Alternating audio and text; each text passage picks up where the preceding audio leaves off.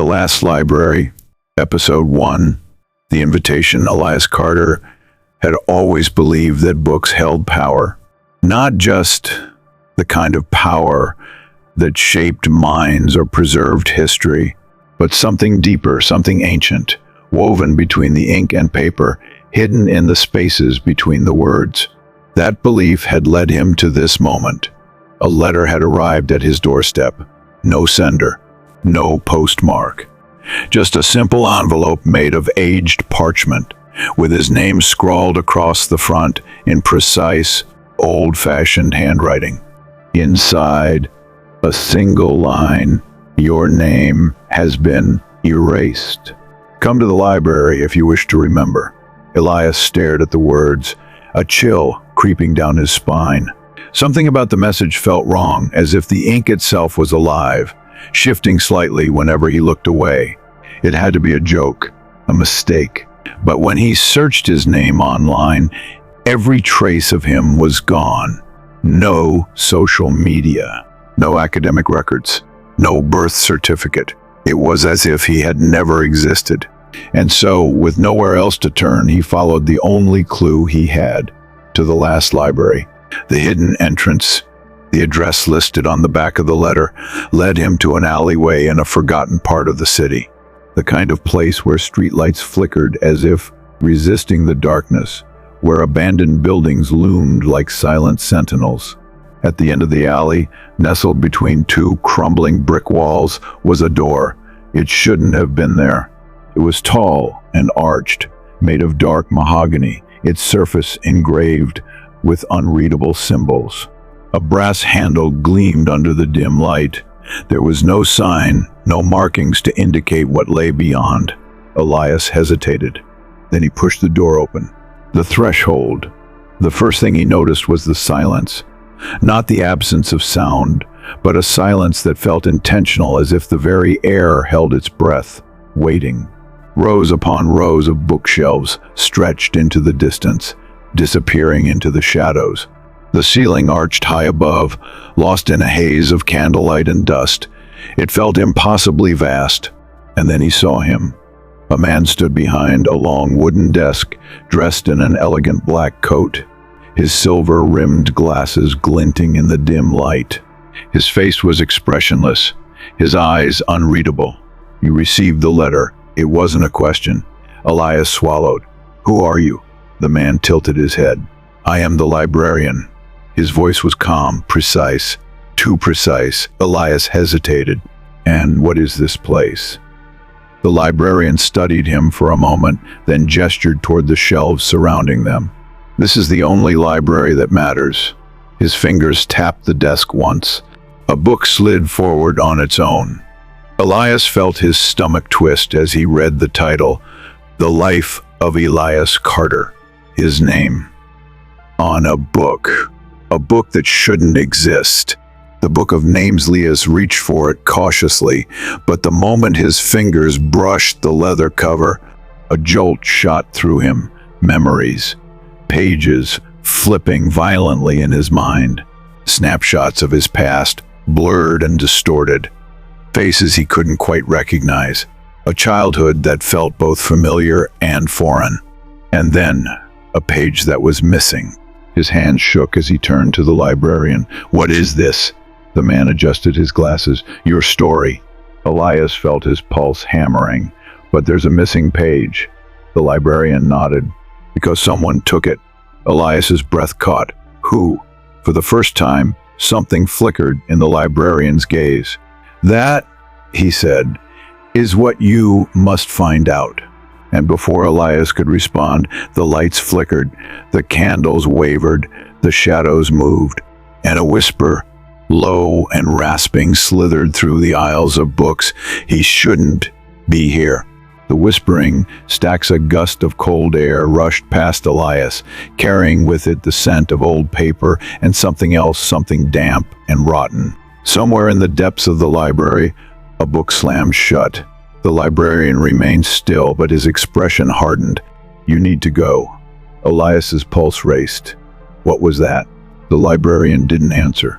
Instead, he closed Elias's book with a sharp snap. The moment the cover shut, the air shuddered. "Listen carefully," the librarian said, his voice lower now.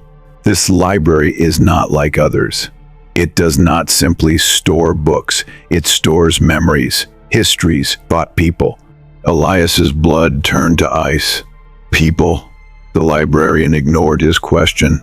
"You were invited because you are missing. You are part of a story that was stolen. And if you want to reclaim it, you must follow the path laid out for you." Elias shook his head. "I don't understand." The librarian leaned forward. "Then you must learn quickly." He reached beneath the desk and pulled out a key. It was small, made of iron, and engraved with Elias's initials. "There is a door deep within these shelves," the librarian said. "It will only open for you." Elias took the key with trembling fingers. The moment it touched his palm, he felt something shift, as if the entire library had just noticed him. From somewhere in the shadows, the whispering grew louder. "He shouldn't be here." And then, from the depths of the library, footsteps, slow, uneven, coming closer. Elias turned to the librarian, panic rising in his chest. "Who else is here?" The librarian exhaled. "Not everyone who enters the library leaves." The footsteps grew louder. Something round the corner. A shape. Tall. Wrong. Elias took a step back. "What is that?" The librarian extinguished the candle beside him, plunging the space into near darkness. Then he whispered, "Run." To be continued. The Last Library, Episode 2, The Door That Should Not Open. The chase through the stacks. Elias ran. The shadows behind him twisted and churned, shifting between the bookshelves like ink in water. The air was thick, alive, vibrating with an unnatural hum. The footsteps behind him were slow, deliberate. Something was following him, and it did not need to hurry. He gripped the iron key in his palm so tightly that the edges bit into his skin. He had to find the door. "The door will only open for you," the librarian had said. But where? The bookshelves stretched endlessly in all directions, towering over him like the walls of a labyrinth. He could feel the books watching him, their pages fluttering as if whispering among themselves. Then another sound. Not the footsteps, a book sliding from its shelf. Elias skidded to a stop, chest heaving. Just ahead, a massive leather-bound tome lay open on the marble floor, its pages glowing with faint golden light. Something inside him whispered, "Look." Against his better judgment, he crouched and glanced at the open page. It was blank. For a second. Then, words appeared written in ink that bled across the paper like it was alive. "The next turn is a dead end. The door's behind you." Elias's breath hitched. The words shifted. "Run." He turned just in time to see a figure emerge from the shadows. The thing in the library, Elias's body, reacted before his mind could. He lurched backward, narrowly avoiding the hand that shot toward him. No, not a hand. A twisted collection of fingers, too many, bending the wrong way, wrapped in what looked like layers of ink-drenched parchment. Its face, if it had one, was obscured by shifting shadows, as if it couldn't quite decide on a shape. It let out a sound, a wet, gurgling exhale, pages rustling where a mouth should have been. Elias stumbled back, his breath sharp and ragged. The thing moved forward, not walking but gliding, its form flickering like a corrupted image in an old film reel. And then he saw it. The door. A few feet to his right, tucked between two ancient shelves. It was tall, made of dark wood, its surface carved with symbols he didn't recognize. Elias lunged for it, fumbling with the key. His fingers slipped on the metal. The creature hissed. The shadows stretched toward him. He jammed the key into the lock. The door swung open, and the world swallowed him whole.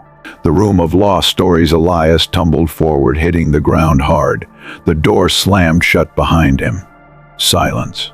For a long moment, all he could hear was his own breath, ragged and uneven. He pushed himself up, blinking against the sudden warm glow surrounding him. The room was different. Unlike the towering, ominous shelves of the main library, this place was cozy, lit by dozens of floating candles. Bookshelves lined the walls, but they were smaller, more personal, their spines worn with age and use. And in the center of the room, on a wooden pedestal, a single book. His book, The Life of Elias Carter. Only now there was something new. The missing page had returned. Elias approached slowly, his heartbeat drumming in his ears. He reached out, fingers trembling, and flipped to the missing section. The ink bled onto the page as he read, "The last library is not just a place of knowledge. It is a place of memory, and memory must be guarded. Some books must never be read. Some doors must never be opened." Elias swallowed hard. His hands turned the page. And then, there it was. A name, not his, someone else's. Sophie Carter. The last name sent a cold shiver through him. He didn't know why, but it felt important, familiar, like he had read it before, or like he had forgotten it. The other name, Elias, gripped the book tightly. The name stared back at him, ink frozen on the page as if daring him to speak it aloud. Sophie Carter. Who was she? He turned back to the first page of his book. Every detail of his life had been recorded perfectly, except he couldn't shake the feeling that something was wrong. His childhood memories felt distant, distorted, like a dream slipping through his fingers. Had he ever actually tried to remember them? A sudden knock at the door made him jump. Not the door he had entered from. A different one that hadn't been there before. Slowly, cautiously, Elias stepped forward. Another knock. Soft, almost hesitant. Elias reached for the handle. He hesitated. Then, with a deep breath, he pulled it open. The girl from the pagist. The hallway outside was bathed in flickering candlelight. At the far end stood a girl. She was young, no older than 20, with dark hair falling over sharp, haunted eyes. She wore an old sweater, sleeves too long, fingers clenched into fists. She looked familiar, painfully so. Then she spoke. "Elias?" His throat went dry. "Who are you?" She took a hesitant step closer. Her gaze flickered to the book in his hands. "You don't remember me," she whispered. "But I remember you." Elias's pulse pounded. "What do you mean?" She exhaled sharply. "We came here together." Elias staggered back. "No. That's impossible. He stopped, because suddenly his mind was unraveling. Flashes of memories he didn't recall having flickered through him. A girl, her laughing under a streetlight. Two people standing at the entrance of the library. A promise. We find the truth, no matter what. Elias's breath came in short gasps. His head ached. "I don't understand," he whispered. "I came here alone." The girl's expression darkened. "That's what they want you to think." She reached forward, grabbing his wrist, and suddenly the library shook. The last library, episode 3, the name that shouldn't exist, the memory that was never his. Elias Carter stood frozen. Sophie Carter. The name burned into his mind like an ember pressed against flesh. It shouldn't have meant anything to him. He was sure he had never met her. And yet, the moment he heard it, something inside him cracked. Flashes of memories he didn't remember having. A dimly lit street. Sophie standing beside him, whispering about something they had found. A book. This book. The one that held his name. And a promise. The weight of the book in his hands felt unbearable. He turned to the girl standing in the doorway. She watched him carefully, her dark eyes flickering with emotions he couldn't decipher. "You don't remember, do you?" she asked softly. Elias swallowed. His voice came out hoarse. "No." Sophie exhaled, and for the briefest moment, her expression shifted grief. Then the ground beneath them shook. The library, Rack's books, tumbled from the shelves. The walls groaned, the ceiling above them trembling, as though the entire structure were alive and angry. Elias barely managed to stay on his feet as Sophie grabbed his wrist. "We have to go. Now." He pulled back. "Go where?" Sophie's grip tightened. Anywhere but here. The library's whispering grew louder. Elias turned toward the bookshelves and felt his stomach lurch. Shadows moved between the aisles. Not just one, many. Dozens of figures shifting in and out of existence, flickering like a distorted broadcast. Their forms were human but wrong, too tall, too thin. Their movements jagged and unnatural. Their eyes, when visible, were empty sockets, hollow voids filled with nothingness. And they were watching him. One of them stepped forward. Elias felt something cold and ancient press against his mind. Then it spoke. "You do not belong." The door to now he Sophie pulled Elias hard, snapping him from his trance. "Don't listen to them. Don't stop moving." He let her drag him forward, his feet barely keeping up as they wove through the endless maze of bookshelves. Somewhere behind them, the figures moved closer. They did not run. They did not need to. The library was theirs. Sophie suddenly veered left, pulling Elias toward a doorway, one that hadn't been there before. Its frame was cracked, its surface old and rotting. Unlike the grandeur of the other rooms, this door looked wrong. Sophie hesitated for only a second before she turned the handle. The door opened to pure darkness. Elias stopped short. "Sophie, that's not an exit." Sophie met his gaze, something unreadable in her eyes. "It's the only way forward." Then, before he could argue, she pulled him in. The room without time. The door slammed shut behind them. Silence. Elias blinked, disoriented. The air was thick, heavy, pressing down on his lungs. A faint glow came from nowhere and everywhere at once, illuminating a room that shouldn't exist. It was a study. A massive oak desk stood in the center, covered in scattered pages.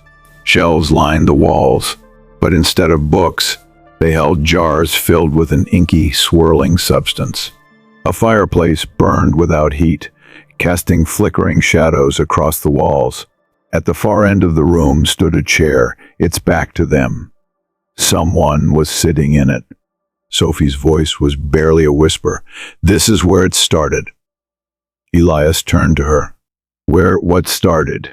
Sophie didn't answer. Instead, she stepped forward. The chair creaked, and slowly, so slowly, it began to turn. The man who never left Elias's breath caught. The man sitting in the chair looked exactly like him. Not similar. Identical. He was dressed in a dark vest and button-down shirt, sleeves rolled to his elbows. His posture was relaxed, one arm draped over the armrest. His face, Elias's face, was unreadable. Then he smiled. Finally, the man said, his voice smooth, "You made it." Elias couldn't move. The man leaned forward slightly. "I was starting to think you'd never figure it out." Elias forced himself to speak. "Figure what out?" The man chuckled. "That we are the same." Elias's pulse pounded. "No," he shook his head. "I don't know who you are." The man tilted his head. "Don't you?"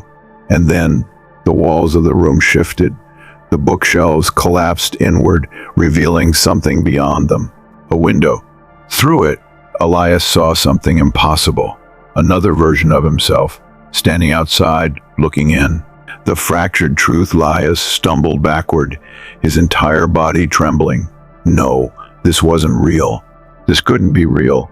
The man in the chair exhaled, leaning back. "I remember when I stood where you are." "It's a bit overwhelming, isn't it?"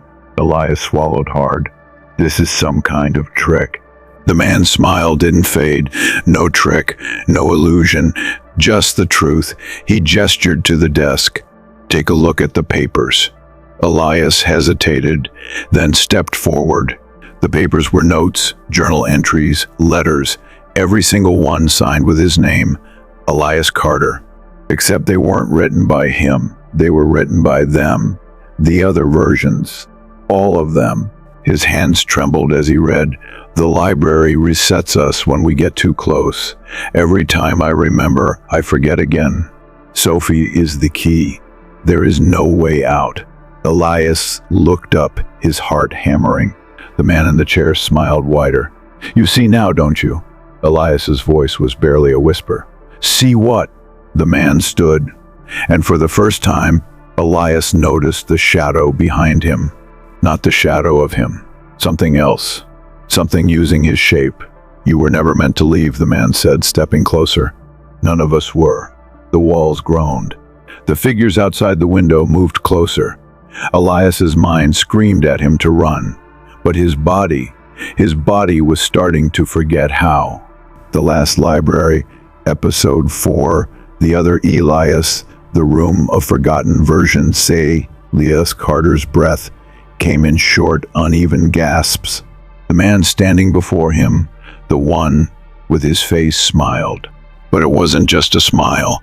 It was a knowing expression, one that suggested he had seen this all before. You were never supposed to come this far, the other Elias said, stepping closer. But then again, none of us were. Behind him, the window shifted. Elias forced himself to look. His heart slammed against his ribs.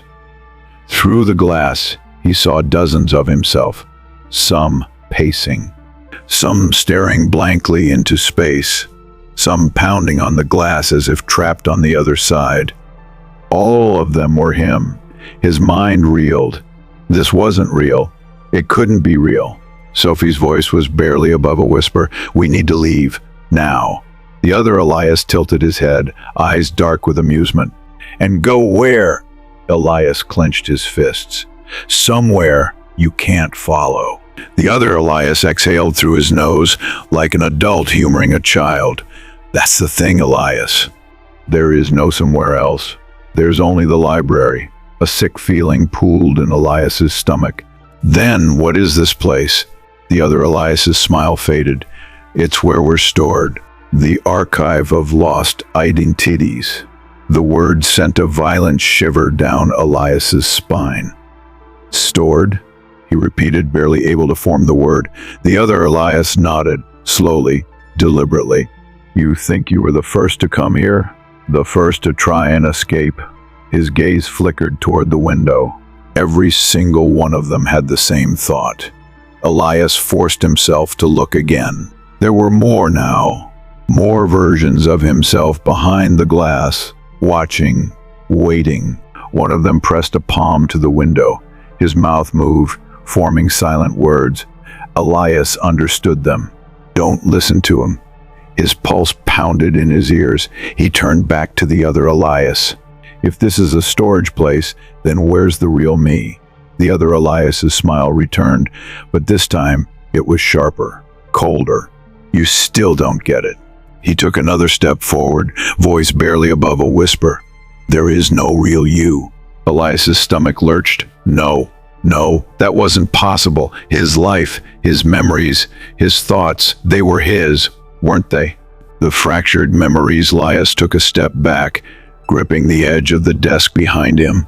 The papers scattered across it blurred, distorted, as though reality itself was breaking apart. Sophie grabbed his arm, her voice urgent. He's lying. The other Elias only chuckled. Am I? He gestured toward the papers. Go ahead. Pick one. Elias hesitated, then snatched a page from the desk. The ink shimmered, shifting, before settling into handwriting that was his, but not quite. I remember the first time I woke up in the library. His breath caught. He grabbed another page. Each reset, I forget more, but I always end up back here. His vision swam. He reached for another. I don't think I was ever real to begin with. The words burned into his mind, echoing louder than they should. His knees buckled. He felt like he was unraveling, like his thoughts weren't his own anymore, like he was being erased. Sophie squeezed his wrist. Elias, look at me. He barely managed to lift his gaze. You are real, she said. I remember you. And just like that, the unraveling stopped. The shadow behind the glass, the other Elias's face, darkened. That's the problem with memories. A chill ran down Elias's spine. What do you mean? The other Elias's gaze flickered toward the window. They don't always belong to the right person. Elias turned and froze. The figures behind the glass had changed. They weren't versions of him anymore. They were empty. Their faces were featureless. their limbs stretching and bending at impossible angles. And then one of them moved. The thing pressed both hands against the glass, its fingers lengthening, stretching toward him. The glass cracked. The whispering returned, louder, deeper, crawling under his skin. Sophie grabbed his wrist. "We have to go." The cracks spread. The whispering turned into screaming. Then the glass shattered. The escape through the stacks. The room collapsed. Elias felt himself being yanked backward as the shadows surged forward, swallowing everything in their path. Sophie pulled him through the door, slamming it shut behind them. The sound of the library breathing surrounded them. Shelves shifting, books falling, the entire place alive and angry. Elias struggled to regain his footing. His mind was a hurricane of thoughts, questions, fears. The other Elias, the lost versions of himself, the things behind the glass. None of it made sense. And yet, something deep inside him whispered that it did. Sophie pulled him forward. "Keep moving. We're running out of time." Elias forced his feet to follow. "Where are we going?" She didn't hesitate. "To the heart of the library." Elias barely kept up. "Why?" Sophie turned her head slightly, just enough for him to see the fear in her eyes. "Because that's where the story ends." The Last Library, Episode 5. The heart of the library, the race against erasure. Elias ran. The library was collapsing around him. The towering bookshelves groaned, shifting like massive living creatures, their spines cracking, their pages flying loose, as if trying to escape. The whispers had turned into roars, the presence of the things from the glass pressing in from all sides. Sophie was ahead of him, moving with purpose, never looking back. Elias wasn't sure if she was leading him to safety or into something worse. The floor beneath them trembled, the very foundation of the library threatening to give way. But there was no stopping now. They were running toward the heart of the library, and Elias had no idea what he would find there. The map that never existed reached an intersection where the shelves twisted into a spiral, forming a corridor of books that seemed to fold in on itself. Sophie skidded to a stop and grabbed a book from the nearest shelf. She flipped through it with frantic speed, scanning the pages with the precision of someone who knew exactly what she was looking for. Elias caught his breath. What are you doing?" Sophie found the page she wanted and ripped it out. The library screamed. Elias flinched as the walls contracted, but Sophie ignored the chaos around her, pressing the torn page into his hands. It was a map, and in the center, circled in ink that shimmered like something alive, was a location marked, the heart. "This place shouldn't exist," Sophie said, voice urgent. "But it does. It's where everything in the library begins. And if we're going to find the truth," she met his gaze, her eyes dark and unreadable. "We have to go there." Elias's fingers clenched around the map. He felt like he was on the edge of something irreversible. Then the shadows behind them lurched forward, and they ran again. The staircase that led to nowhere, the path twisted in impossible ways. Corridors that should have led nowhere suddenly opened into vast halls. Doors appeared and vanished. The library wasn't just collapsing, it was rewriting itself. Finally, they reached it. A massive spiral staircase, carved from obsidian, descending into nothingness. Sophie hesitated. This wasn't here before. Elias swallowed hard. And yet, here it is. Something about the staircase felt wrong. It wasn't just the sheer absence of light beyond it. It was the feeling that once they went down, there was no coming back. Sophie took the first step, then another.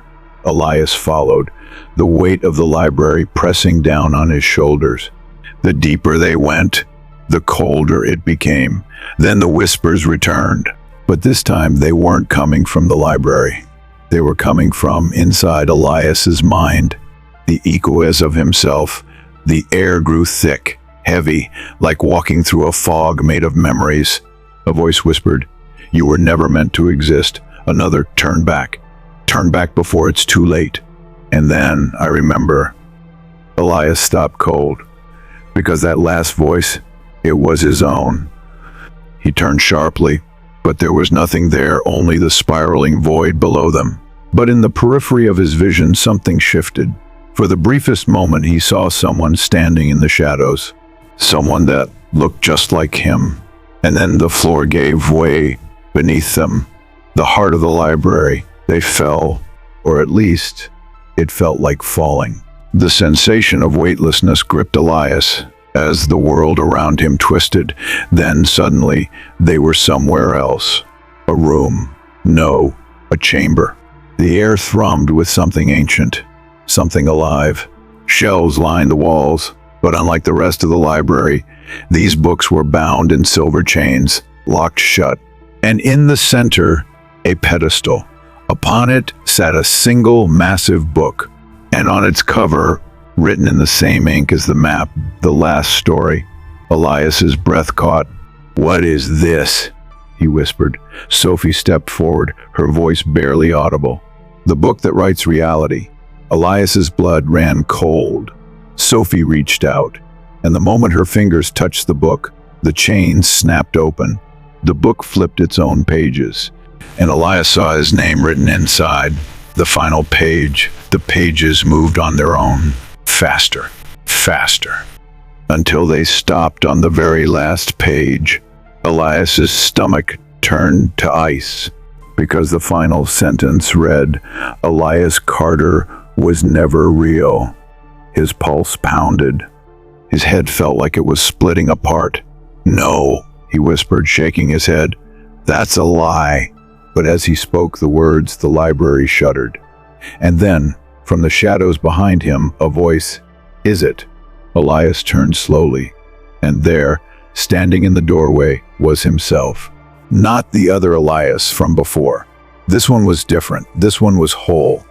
The true Elias Carter. And he was looking at him with pity. The truth that cannot be unlearned. Sophie grabbed Elias's arm. "Don't listen to him." But Elias couldn't move. The other Elias, the real Elias, stepped forward, eyes filled with something deeply unsettling. "You know the truth now," he said softly. "You were never the original." Elias shook his head, but the words were sinking in, weaving into his mind like a curse. The other Elias nodded toward the book.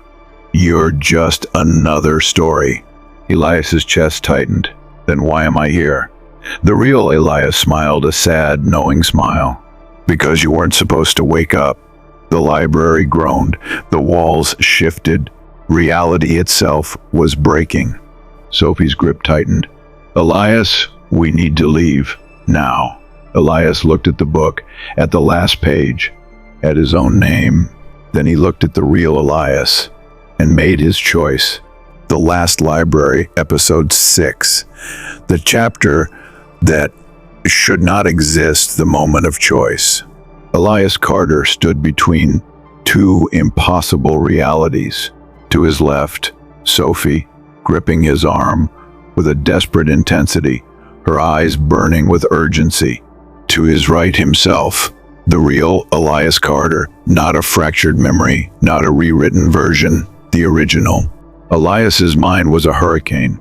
His own reflection, his own existence was standing in front of him, regarding him not with hostility, but with something worse, pity.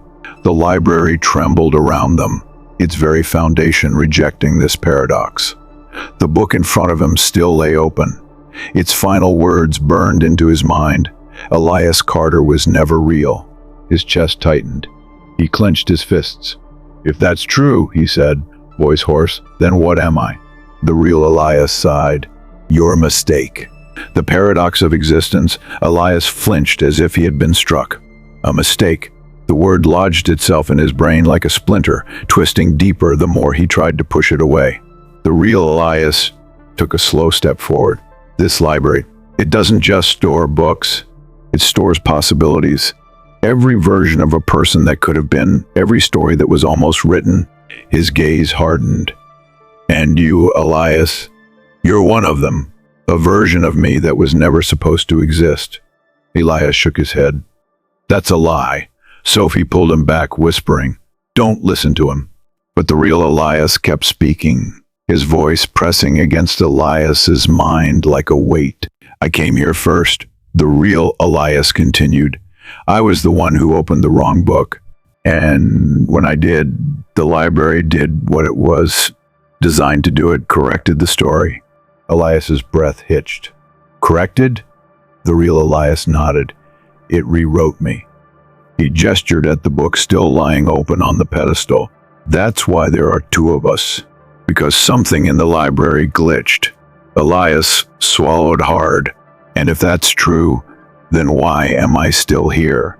The real Elias's eyes darkened. Because one of us has to go. The unwritten chapter. The library groaned. The shelves twisting.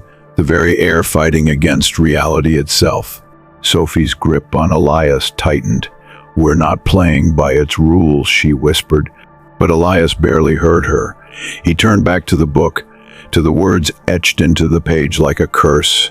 Elias Carter was never real. Then why did he remember? Why did he feel? Why was he afraid to die?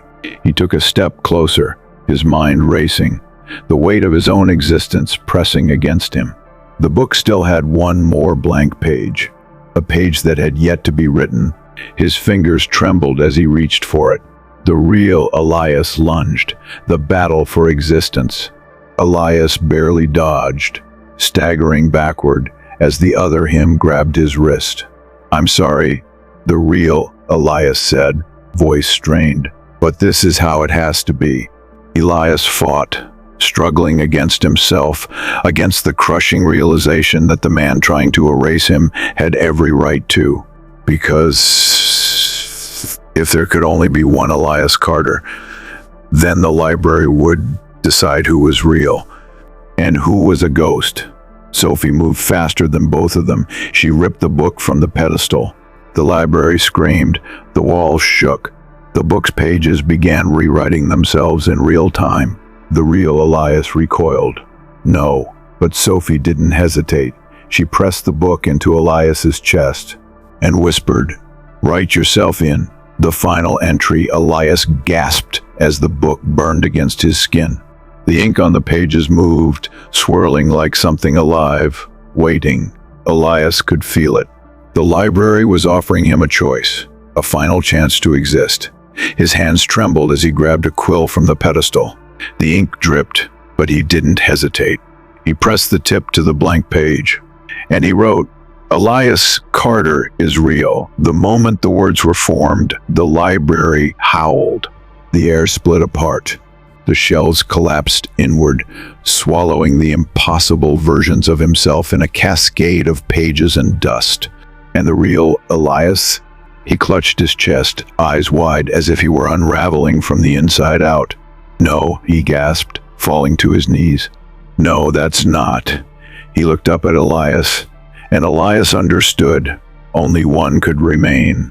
And by writing himself into the book, he had erased the other. The real Elias gave one last breath, and then he was gone. The library decided silence. The library no longer shook. The pages had settled. Elias's breath came in slow, uneven waves.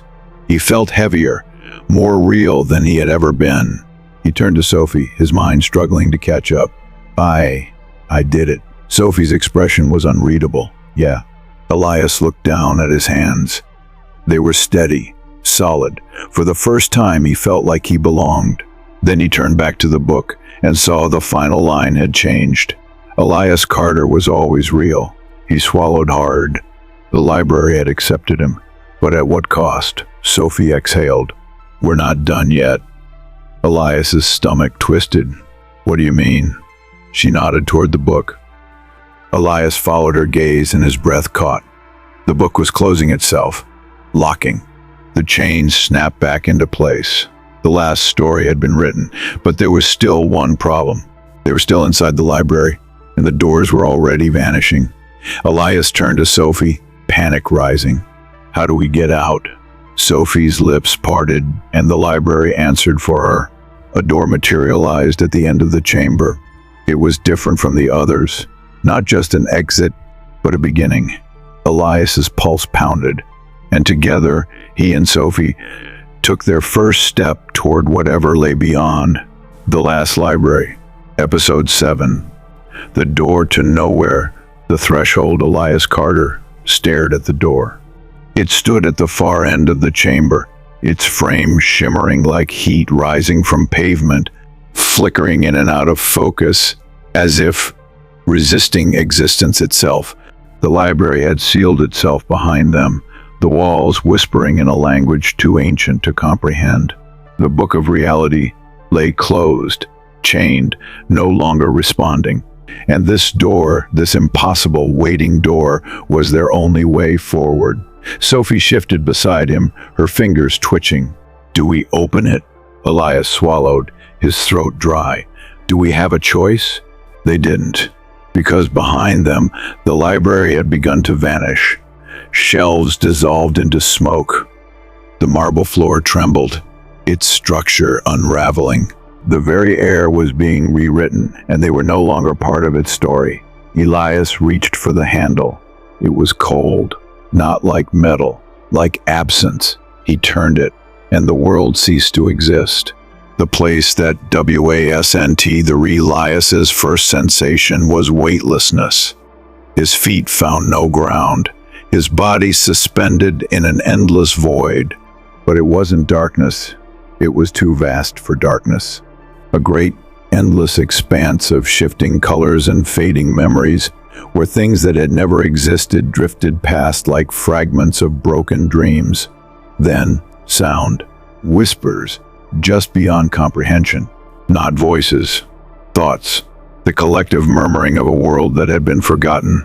Elias turned, searching for Sophie. She floated beside him, her form flickering like an old photograph, struggling to stay intact. She met his gaze, wide-eyed. Where are we?" Elias turned back to the void, his breath shallow. "I don't think this is a place." It wasn't. It was what remained when places were erased. The figure in the distance's omithing moved. A ripple in the void, a shape forming where no shapes should exist. A silhouette walked toward them, not floating, walking. Elias felt his stomach tighten. It was impossible. There was no ground, no direction, no rules in this void. And yet, the figure moved with purpose. Closer. Its features slowly bled into existence. A tall man, dressed in an old librarian's coat, his skin pale as parchment.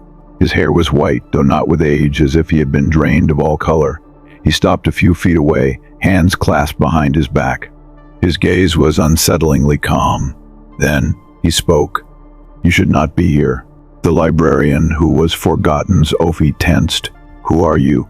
The man regarded her, his expression unreadable. "I am the librarian." Elias's pulse quickened. "That's not possible. I met the librarian." The man's gaze snapped to him. "No, you met a librarian." Elias swallowed hard. "And you're saying?" The librarian's fingers twitched at his sides, his gaze drifting toward the fading fragments around them. "I was here before the library." Sophie frowned. "That doesn't make sense." The librarian exhaled, as if this conversation had played out 1,000 times before. "It does, if you understand what the library truly is." Elias's throat went dry. "Then tell us." The librarian studied them for a long moment. Then, with deliberate slowness, he gestured toward the shifting void. "You are standing in the forgotten." "The forgotten world," Elias shivered. "The forgotten?" The librarian nodded. "When the library erases something, it doesn't simply vanish." He gestured to the endless expanse. "It comes here." Sophie's breath hitched. "Everything the library ever removed is here," the librarian finished. Elias turned in a slow circle, the weight of the revelation sinking into his bones. "Then that means..." He stopped.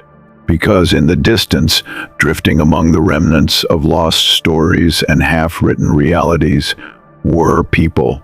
The ghosts of stories lost. Sophie saw them too. Dozens, No, hundreds.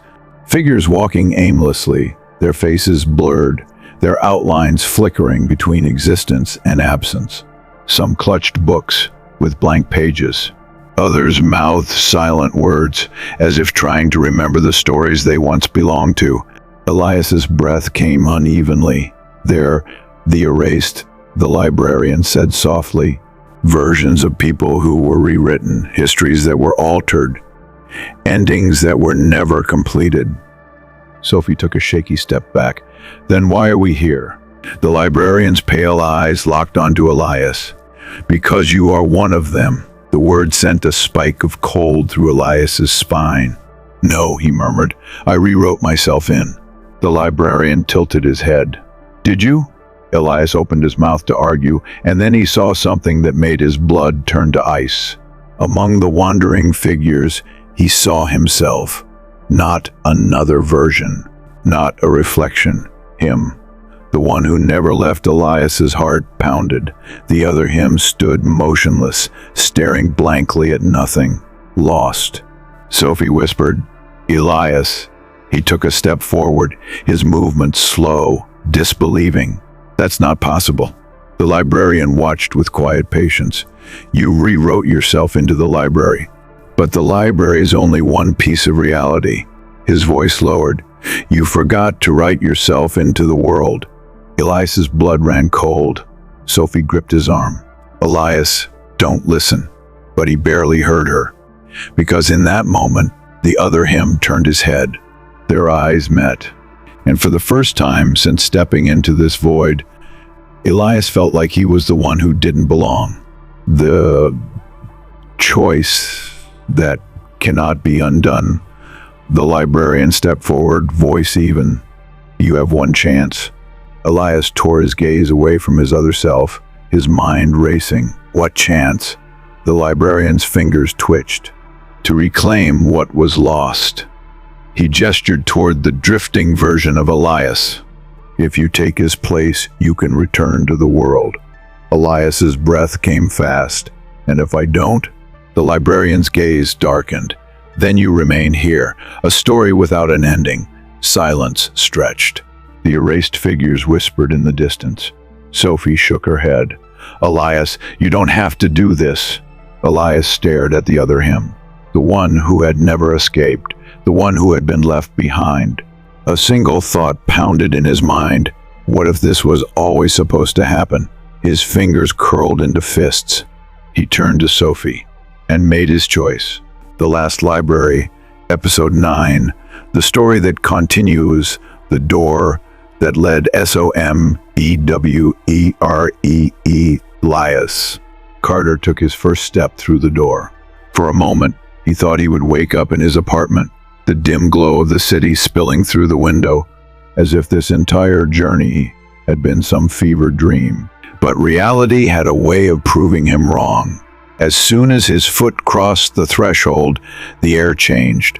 The oppressive silence of the library was gone, replaced by a low hum, not mechanical, not natural, but something in between. Then came the light. Not the cold glow of the library's lanterns, nor the emptiness of the forgotten. This light was alive. And as his vision adjusted, Elias realized that he was no longer in a place bound by walls. He was standing in a sky that stretched infinitely in all directions. Beneath his feet was not ground, but something like pages. They shifted beneath him, forming and reforming, paragraphs writing themselves into existence and then disappearing just as quickly. And before him, rising like an impossible cathedral, a second library. Except this one was unfinished. And it was still writing itself. The author's hand, Sophie, stumbled beside him, gripping his arm. Elias, she whispered, voice unsteady. Where are we?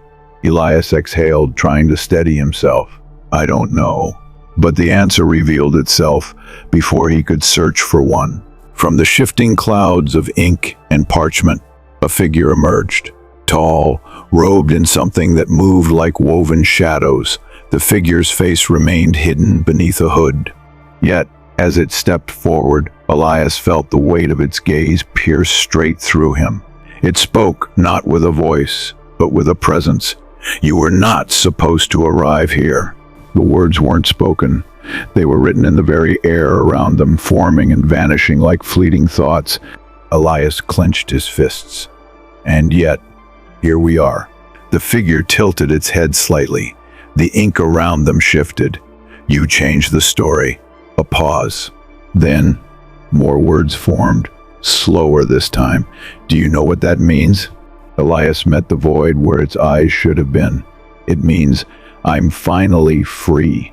The words stopped. For a long moment, the space between them remained still. Then, in the same unnatural, fluid movement, the figure lifted one long skeletal hand and pointed at the unfinished library. Then right. The library that should not exist. Elias hesitated.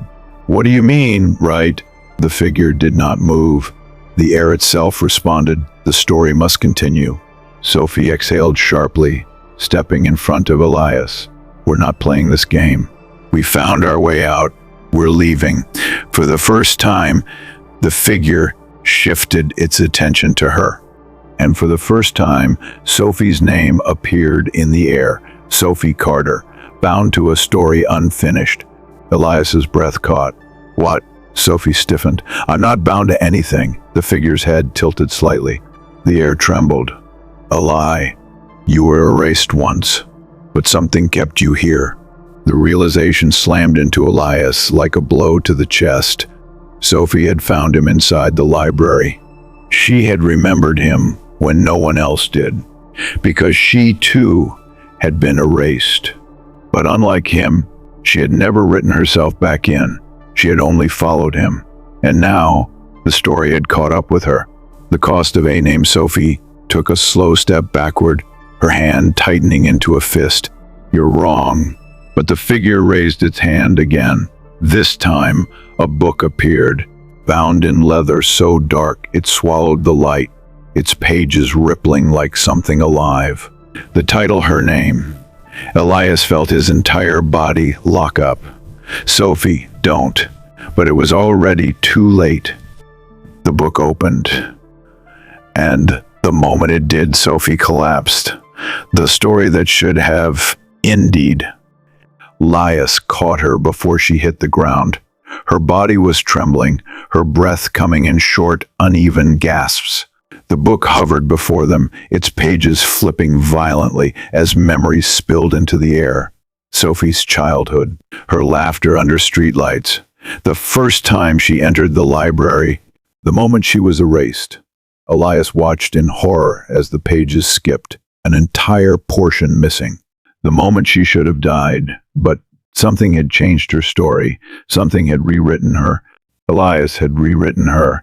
He had unknowingly pulled her from the forgotten, the same way he had fought for himself. And now, the story was demanding its price. The final sentence, Elias turned to the figure, rage boiling beneath his skin. Fix it. The figure's response came slowly. A story cannot exist without an ending. Elias clenched his fists. Then I'll write one. The figure tilted its head. Then write. The book before him shuddered, the final page turning blank. The quill appeared in his hand. And Elias, for the second time, rewrote fate. Sophie Carter was always meant to survive. The ink bled into the page. The book sealed itself shut, and Sophie gasped. Her eyes snapped open, her breath hitching in her throat, as if she had just surfaced from drowning. Elias pulled her close, his heart hammering in his chest. She was alive, and this time she would stay that way. The choice left to them, the book faded from existence. The figure remained still, watching. Then it spoke again. The story is yours now. Elias exhaled, his hands still shaking. Then I'm writing our way out. The figure did not stop him. Instead, it stepped aside, and in the distance, a new door formed. Elias turned to Sophie. Are you ready? She nodded. Together this time, they stepped forward toward a new ending, toward a world where they were real. And as the door closed behind them, the unfinished library began to write itself anew. The Last Library, Episode 9. The story that continues the door that led Somewee Elias. Carter took his first step through the door. For a moment, he thought he would wake up in his apartment, the dim glow of the city spilling through the window, as if this entire journey had been some fever dream. But reality had a way of proving him wrong. As soon as his foot crossed the threshold, the air changed. The oppressive silence of the library was gone, replaced by a low hum, not mechanical, not natural, but something in between. Then came the light. Not the cold glow of the library's lanterns, nor the emptiness of the forgotten. This light was alive, and as his vision adjusted, Elias realized that he was no longer in a place bound by walls.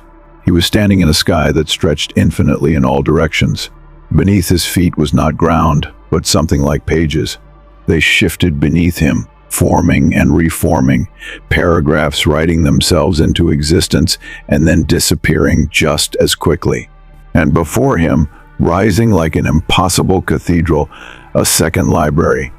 Except this one was unfinished, and it was still writing itself. The author's hand, Sophie, stumbled beside him, gripping his arm. "Elias," she whispered, voice unsteady. "Where are we?" Elias exhaled, trying to steady himself. "I don't know." But the answer revealed itself before he could search for one. From the shifting clouds of ink and parchment, a figure emerged. Tall, robed in something that moved like woven shadows, the figure's face remained hidden beneath a hood.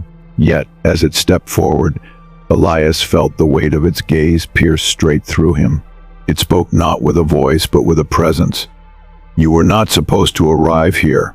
The words weren't spoken. They were written in the very air around them, forming and vanishing, like fleeting thoughts. Elias clenched his fists, and yet, here we are. The figure tilted its head slightly. The ink around them shifted. "You changed the story." A pause. Then more words formed. Slower this time. "Do you know what that means?" Elias met the void where its eyes should have been. "It means I'm finally free." The words stopped. For a long moment, the space between them remained still. Then, in the same unnatural fluid movement, the figure lifted one long skeletal hand and pointed at the unfinished library. Then right, the library that should not exist. Elias hesitated. "What do you mean, right?" The figure did not move. The air itself responded. "The story must continue."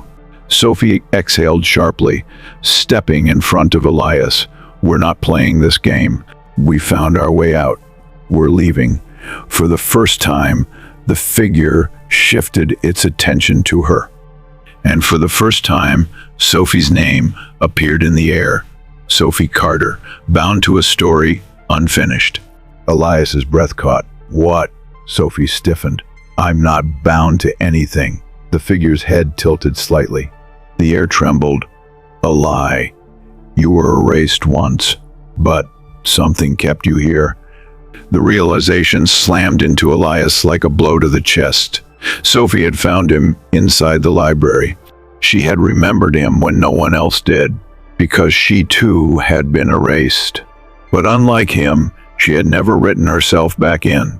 She had only followed him, and now the story had caught up with her. The cost of a name. Sophie took a slow step backward, her hand tightening into a fist. "You're wrong." But the figure raised its hand again. This time, a book appeared, bound in leather so dark it swallowed the light, its pages rippling like something alive. The title, her name. Elias felt his entire body lock up. "Sophie, don't." But it was already too late. The book opened, and the moment it did, Sophie collapsed. The story that should have indeed. Elias caught her before she hit the ground. Her body was trembling, her breath coming in short, uneven gasps. The book hovered before them, its pages flipping violently as memories spilled into the air. Sophie's childhood, her laughter under streetlights. The first time she entered the library. The moment she was erased, Elias watched in horror as the pages skipped, an entire portion missing. The moment she should have died. But something had changed her story. Something had rewritten her. Elias had rewritten her. He had unknowingly pulled her from the forgotten, the same way he had fought for himself. And now, the story was demanding its price. The final sentence, Elias turned to the figure, rage boiling beneath his skin. "Fix it." The figure's response came slowly. A story cannot exist without an ending. Elias clenched his fists. "Then I'll write one." The figure tilted its head. "Then write." The book before him shuddered, the final page turning blank. The quill appeared in his hand, and Elias, for the second time, rewrote fate. Sophie Carter was always meant to survive. The ink bled into the page. The book sealed itself shut, and Sophie gasped. Her eyes snapped open, her breath hitching in her throat, as if she had just surfaced from drowning. Elias pulled her close, his heart hammering in his chest. She was alive, and this time she would stay that way. The choice left to them, the book faded from existence. The figure remained still, watching. Then it spoke again. "The story is yours now." Elias exhaled, his hands still shaking. "Then I'm writing our way out." The figure did not stop him. Instead, it stepped aside, and in the distance, a new door formed. Elias turned to Sophie. "Are you ready?" She nodded. Together this time, they stepped forward toward a new ending, toward a world where they were real. And as the door closed behind them, the unfinished library began to write itself anew. The Last Library, Episode 10, the ending that was never written, the final door, the door loomed before them, pulsing with an energy Elias had never felt before. Sophie's fingers tightened round his wrist.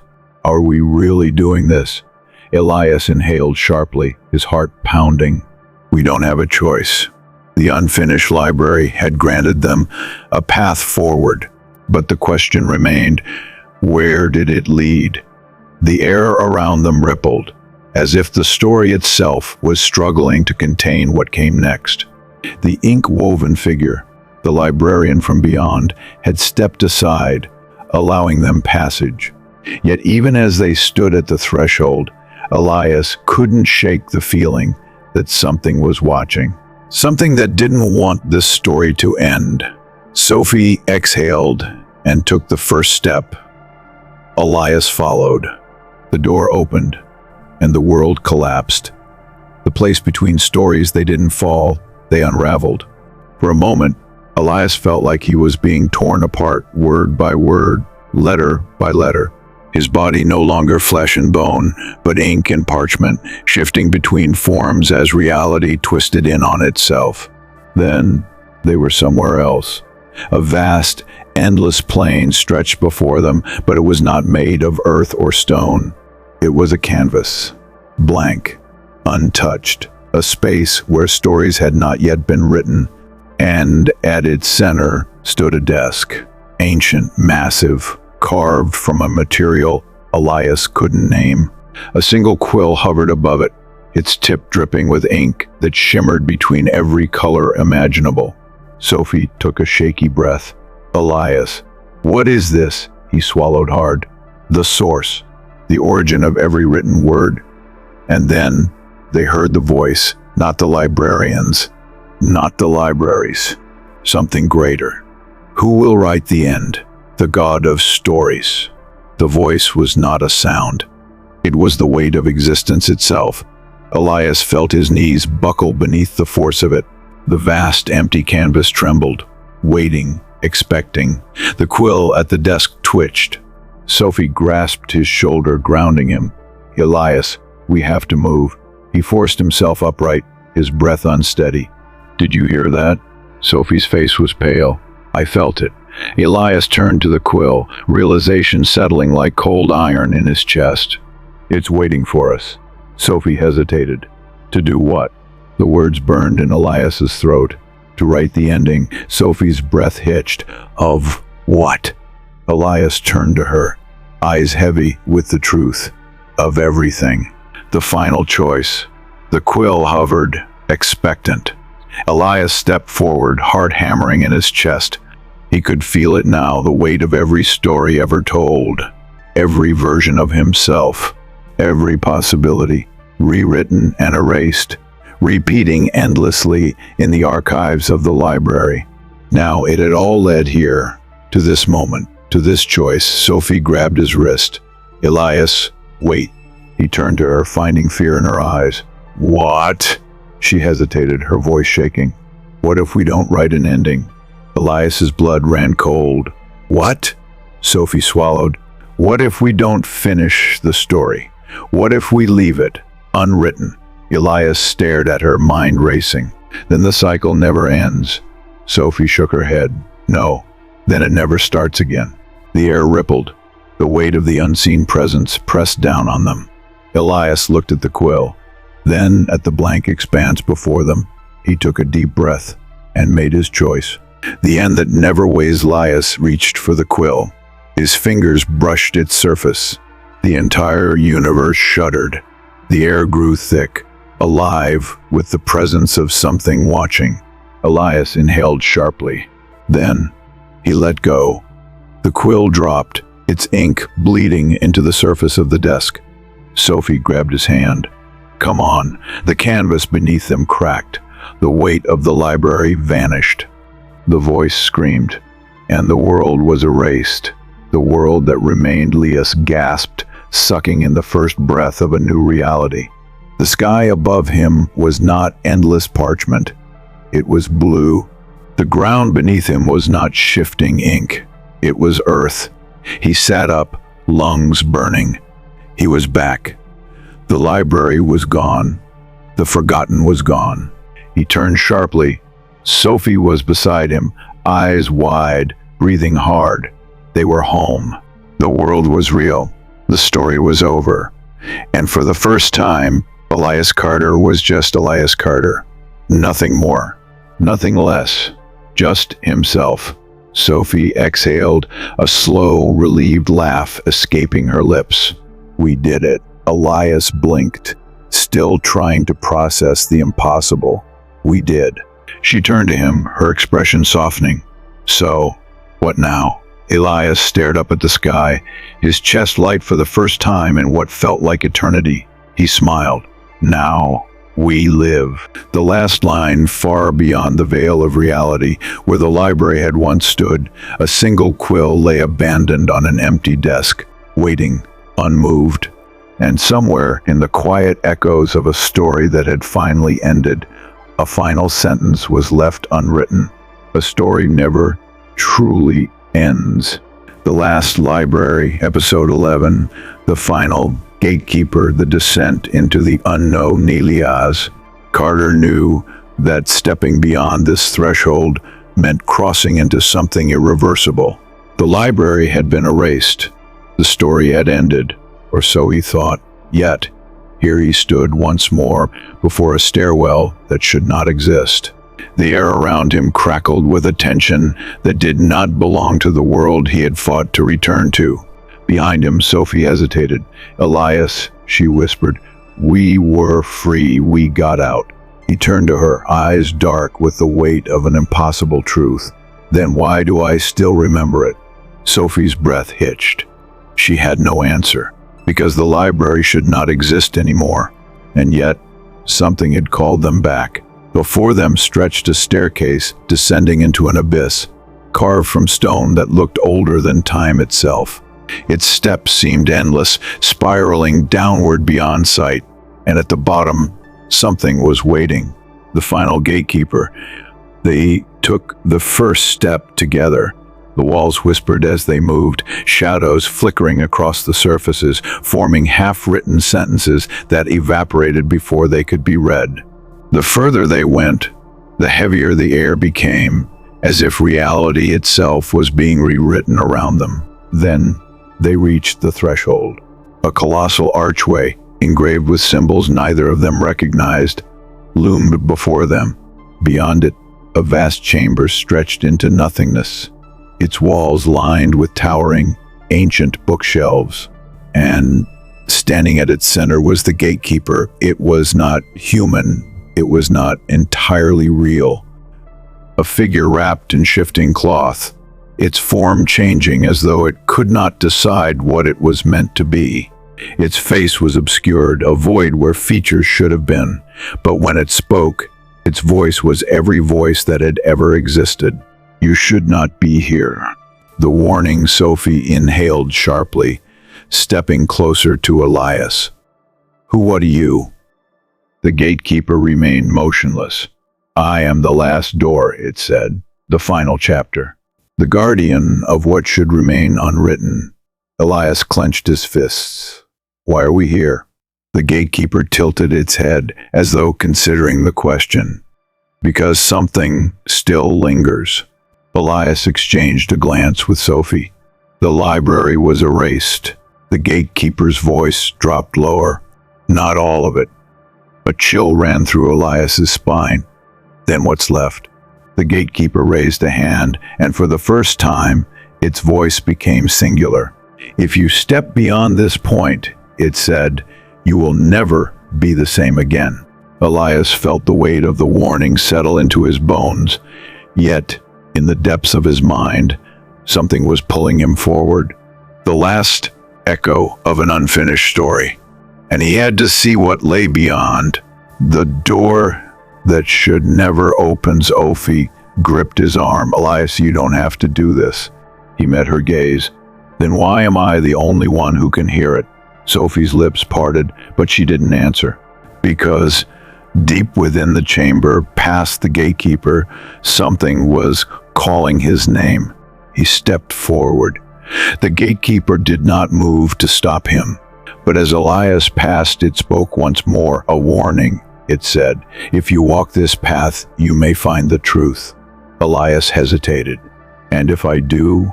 The gatekeeper's shifting form flickered violently. "Then you may wish you had not."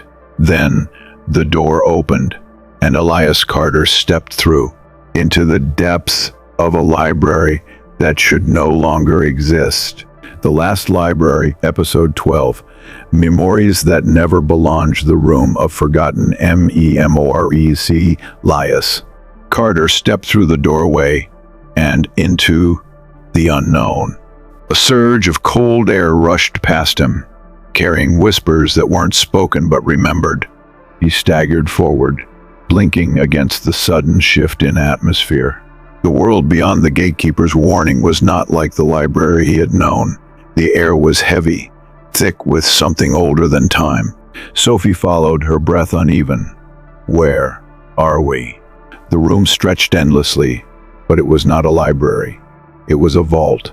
Before them stood millions of glass containers, each filled with a swirling, ghostly essence, memories. Elias's pulse quickened. He recognized these immediately. They weren't just books. They were the essence of lives erased. And some of them were not human. The shadows in the jar. Sophie approached the nearest row of containers. Inside, a liquid shimmered between silver and black, twisting as though it was aware of being watched. "This isn't just history," she murmured. "It's something else," Elias finished, stepping closer. A memory pulsed within the glass, and as Elias peered into it, it responded. The world around him shifted, and suddenly he was somewhere else. The memory that wasn't his. He stood in a city that no longer existed. The air was filled with the scent of burning parchment, and the sky above swirled with impossible colors. Towers of ink and stone stretched into the void, their foundations crumbling as an unseen force tore them apart. And then he saw them, beings that did not belong to this world. Figures cloaked in golden light, their faces shifting between human and something else. Their hands held books bound in chains, as if even they feared what was written inside. Elias tried to move, but the memory was not his to control. Then one of the beings turned. and looked directly at him. Elias's breath caught in his throat. That shouldn't have been possible. He was only witnessing the past, and yet it saw him. The warning from the past, the figure stepped forward, its form shifting, unstable. It was neither fully present nor completely absent. "You shouldn't be here," it whispered. Elias took a step back. "This isn't my memory." "No," the figure agreed. "It's mine." The city trembled around them, the sky cracking open as shadows poured through. A war was happening. Something was being erased. And then Elias saw it, the original library, not the one he had entered, not the one that had vanished. This was the first library, and it was being destroyed. The end of the first library, Elias turned, watching as the figures fled into the vaults, carrying the memories with them. The being before him trembled. They wanted to erase everything. "Who?" Elias demanded. The being raised its head.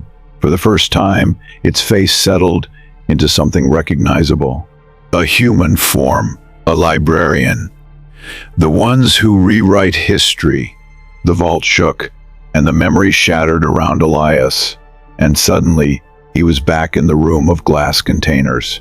The memory that saw Elias stumbled backward, his heart racing. That wasn't just a memory. Sophie grabbed his arm. "Elias, what happened?" He turned to the container, the essence inside still shifting, still watching. "I saw it," he whispered. "The first library. The war that destroyed it." Sophie's grip tightened. "What do you mean, war?" Elias exhaled, his mind racing. "There was something before the library we knew, something older, and it was erased." Sophie looked around at the millions of glass containers. "You mean, all of these are from before?" Elias nodded. "And someone doesn't want them to be remembered." Then the lights in the vault flickered, and a voice spoke from the darkness. "You've seen too much." The hunters of memory. The air grew thick, heavy, as the vault began to shift. From the far end of the chamber, figures emerged. Not human, not fully formed. They were shadows, moving unnaturally, their bodies bending like ink spilled on paper. They glided toward Elias and Sophie, whispering in a language that scraped against reality itself. Sophie tensed. "Elias, I know," he muttered, stepping backward. They had awakened something. The moment he had connected with that memory, the library had responded, and now it was sending its collectors. The escape through lost time. The shadows lunged. Elias grabbed Sophie's hand and ran. The vault twisted as they moved, the corridors shifting, rewriting themselves to trap them within. The memories inside the glass jars pulsed wildly, as if trying to reach out or warn them. Up ahead, a single door remained. Unlike the others, it was not shifting. It was real, the exit. Elias pushed forward, heart pounding. If they could reach it, they could escape. Behind them, the whispers grew louder. The shadows were closing in. Sophie reached for the door, and the entire world collapsed. The fall into forgotten time. Elias felt the ground vanish beneath him. He was falling, not through air, not through space, but through time itself. Memories swirled around him, histories that had never been written, futures that had never come to pass. And then the fall stopped. He landed in a vast chamber, the echoes of reality still ringing in his ears. He was alone, and before him sat a book, bound in leather so dark it swallowed the light. A book that bore no title, except for the final line written across its cover, the memory of Elias Carter. His breath caught in his throat, because the moment he read it, he knew this book should not exist. The Last Library, Episode 14. The Curse of the Rewritters. The World Rewrittene Elias. Carter gasped as the darkness unraveled around him. One moment, he had been standing in the empty library, face to face with the guardian of oblivion. The next, the world had split apart, rewritten by the words he had carved into existence. "I remember," Now he stood somewhere else. The ground beneath him was not solid, it was a shifting mass of ink and parchment, twisting as if the world itself was being rewritten in real time. Sophie was beside him, breathing hard, her gaze darting around in disbelief. "What just happened?" she whispered. Elias swallowed hard. "I think." He looked at the swirling mass of words forming and dissolving beneath their feet. "I think we're inside the rewrite." Sophie's face paled. "The rewrite?" Elias nodded. "The place where history has changed. The city of lost reality is around them. Structures emerged from the ink, a city formed from fragments of rewritten history. Towers that never should have been. Streets that flickered between centuries, their architecture shifting with every step they took. The air buzzed with whispers of forgotten voices, memories stripped from time. "This is wrong," Sophie muttered, gripping Elias's arm. "None of this should exist." Elias clenched his fists. "That's because it doesn't." A gust of wind carried a single sheet of parchment past them.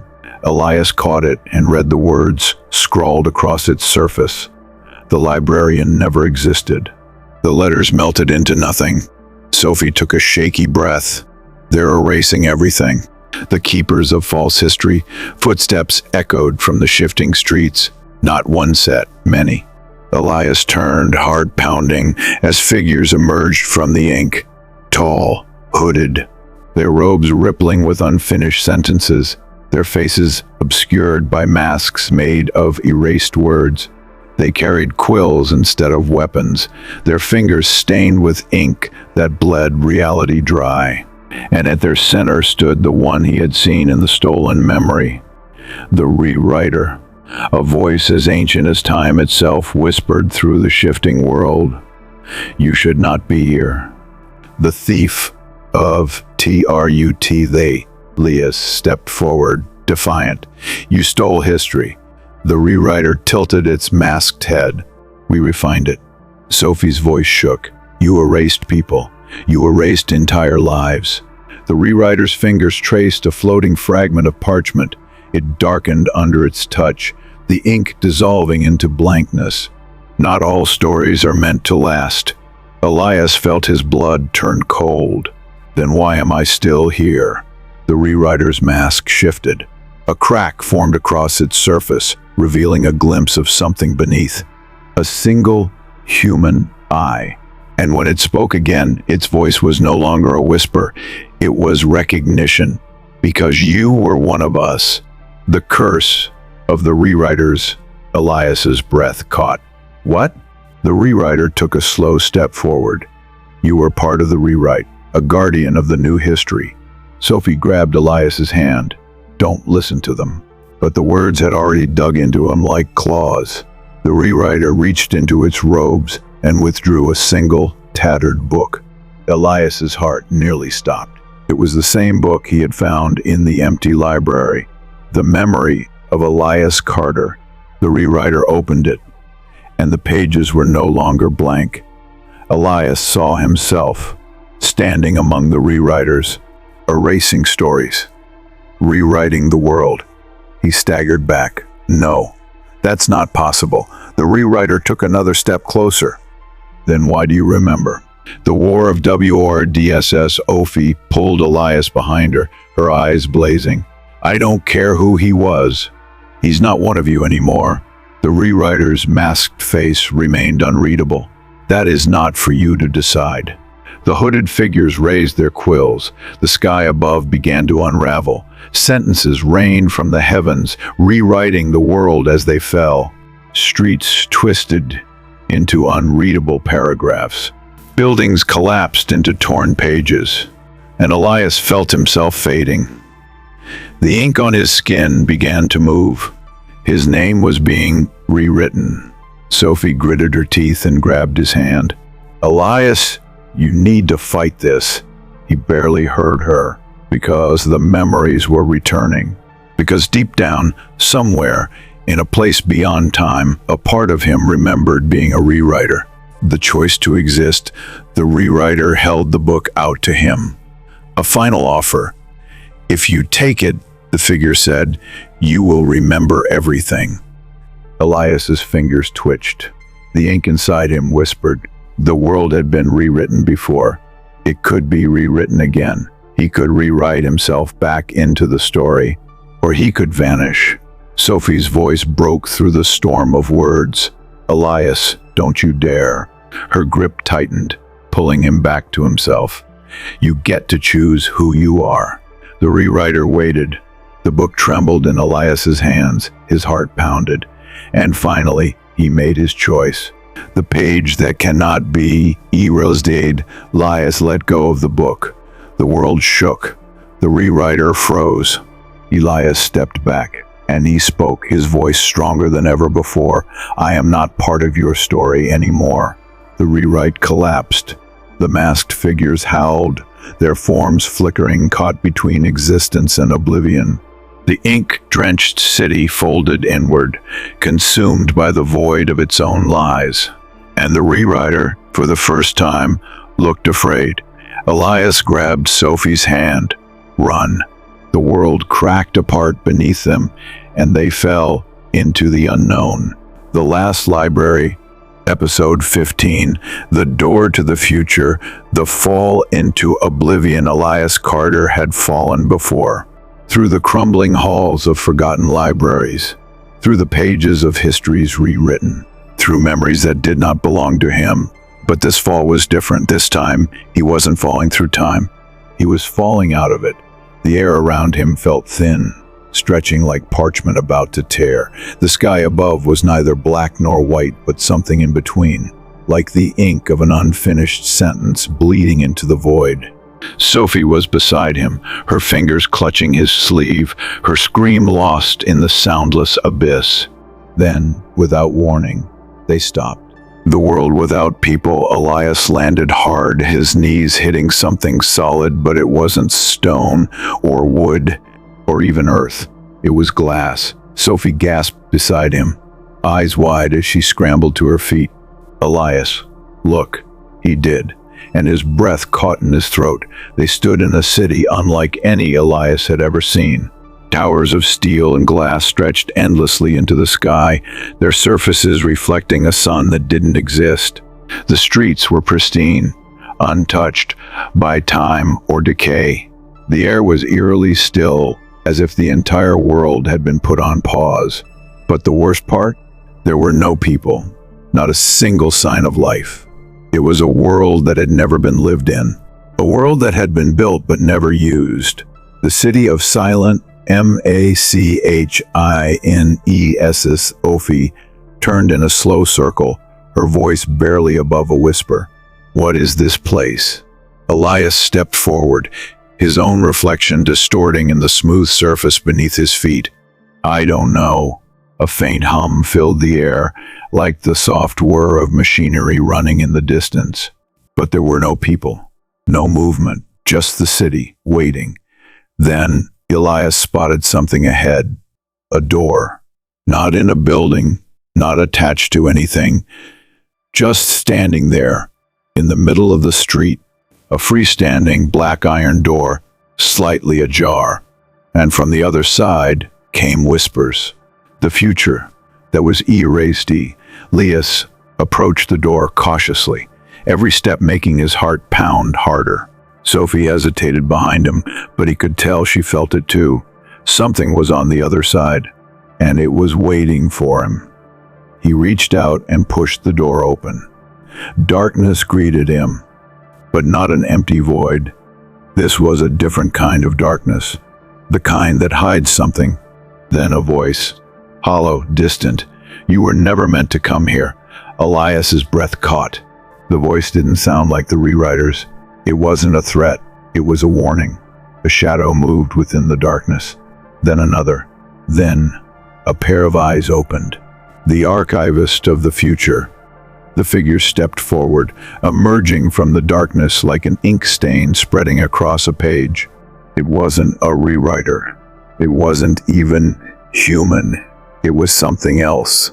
A figure clad in layers of tattered robes, their face obscured by a mask covered in symbols. Elias couldn't decipher. But beneath the mask, something watched. Not with malice, not with recognition, but with curiosity. The figure raised a hand, and instantly, the darkness behind them shifted.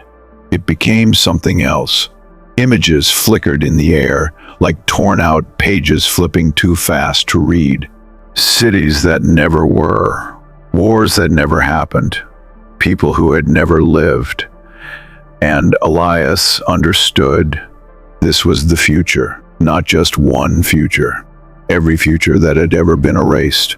The price of knowledge as Ophi took a step back. Elias, we shouldn't be here. But Elias couldn't look away. The archivist's presence pressed against his mind, an unspoken invitation. To see, to understand, to know what comes next. The archivist's voice was a whisper, but it echoed through reality. This is what they took from you. Elias's fingers twitched. He wanted to ask who? The rewriters? The library? Something older than both. But the archivist wasn't finished. They erased the past, but they also erased the future. Elias felt a chill crawl down his spine. Why? The archivist turned, gesturing to the shifting futures before them, because they feared it. Sophie's voice was barely above a whisper. Who are you? The archivist paused. Then, for the first time, it answered, I am the last one who remembers. The door to choice. Elias exhaled shakily. What do you want from me? The archivist tilted its head. It is not about what I want. The flickering futures shifted. One remained. A single path, unwritten, unclaimed. A future that had yet to be erased. And at its center was Elias. The archivist stepped aside, revealing a second door. Unlike the black iron door they had entered, this one was made of glass. Through it, Elias could see light. A world waiting to be written. A choice waiting to be made. The archivist spoke one last time. Step through, Elias Carter. The light pulsed, growing brighter. And the door began to open. The Last Library, Episode 16, Those Who Forget Will Die. The door to oblivion. Elias Carter stood before the glass door. Behind him, the archivist watched in silence, its mask unreadable, its presence pressing against the fabric of reality like ink waiting to bleed into a blank page. Beyond the door, Elias saw light, a world unwritten, a future untouched by the rewriters, by the library, by the chains of history itself, and yet his fingers hovered above the handle, hesitant, because stepping through meant more than just escaping. It meant leaving everything behind. Sophie touched his arm. Elias, are you sure? He turned to her, meeting her eyes, the only real thing in a world that had long forgotten itself. I don't think we were ever meant to be sure. Then, before doubt could take hold, he opened the door. The city of vanishing names. He stepped through, and the world shifted. The moment their feet touched the ground, Elias felt it, the weight of a place that had no history. Streets stretched out before them, lined with buildings of glass and silence. The air hummed with a quiet hum, as if reality itself was waiting for someone to write its first words. And yet, there were no signs, no names, no past. Sophie exhaled sharply. Where is this? Elias turned slowly, his eyes scanning the blank cityscape. A place without memory, a city built from forgotten futures.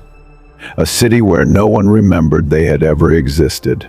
And then, in the distance, a bell tolled, once, twice, 3 times, and the streets began to empty. The first to disappear, Elias turned sharply, expecting to see people retreating into the shadows. But there was no one. Instead, the buildings themselves were vanishing. One by one, the towering structures flickered like dying candle flames, their edges dissolving into the same pale emptiness that filled the sky. The sound of the bell rang through the air, each toll erasing something else. Sophie grabbed Elias's hand. Elias, we have to move. He didn't argue. They ran. their footsteps echoing through streets that were already beginning to forget them. The man who knew too much. They didn't stop until they found shelter, an alleyway untouched by the city's decay, where a single wooden door stood defiantly against the smooth, modern walls. It was the only thing that didn't belong, and when Elias knocked, it opened. An old man stood inside, his eyes hollow, his fingers trembling as he gripped a book so tightly that the pages bled ink. "You shouldn't be here," he whispered. Elias stepped forward. "Neither should you." The old man gave a weak smile. "I am the last one who remembers." Sophie tensed. "Remembers what?" The old man slowly raised the book, showing them the first page. The words were smudged, broken, as if they had been written over and over in desperation. But Elias still understood them. "Those who forget will die. The curse of Mimi Mori Lee," as breath came uneven. "What does it mean?" The old man shut the book, his eyes dark. "This city does not forgive memory." Sophie frowned.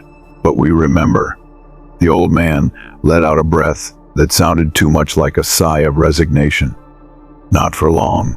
Elias took a step closer. "What happens when we forget?" The old man hesitated. Then he spoke the truth. "You disappear." The nameless Dead Elias felt a chill crawl up his spine. "What happens to the people who lived here?" The old man gestured toward the empty streets. "There were never any people." Sophie exhaled. "That doesn't make sense. If no one was here, then what's disappearing?" The old man smiled, a sad, knowing smile. "Stories." Elias clenched his fists.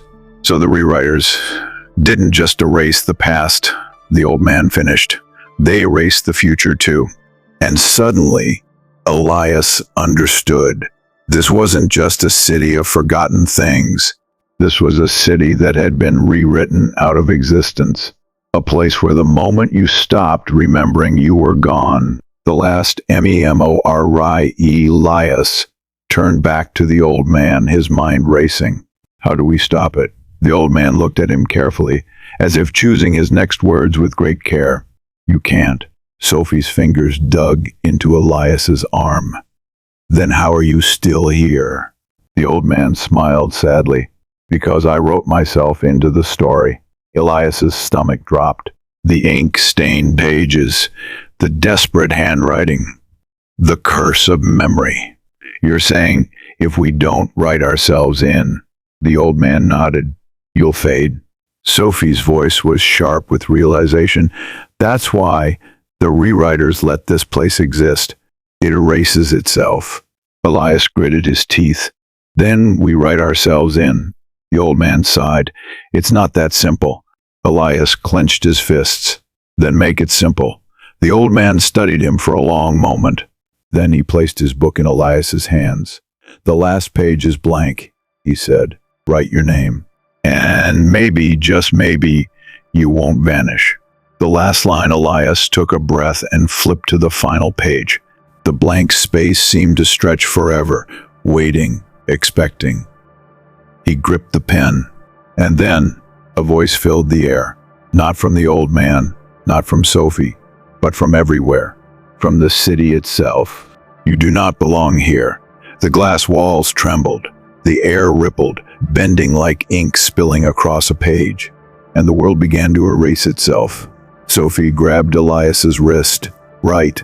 Elias didn't hesitate. With shaking hands, he carved the words onto the page. Elias Carter was here. The ink bled into the paper, and the city screamed.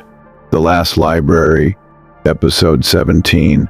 The last book, the city that remembered. Elias Carter had written his name, and the world had stopped erasing itself. The glass walls of the nameless city no longer flickered, no longer blurred at the edges like ink running down a ruined manuscript.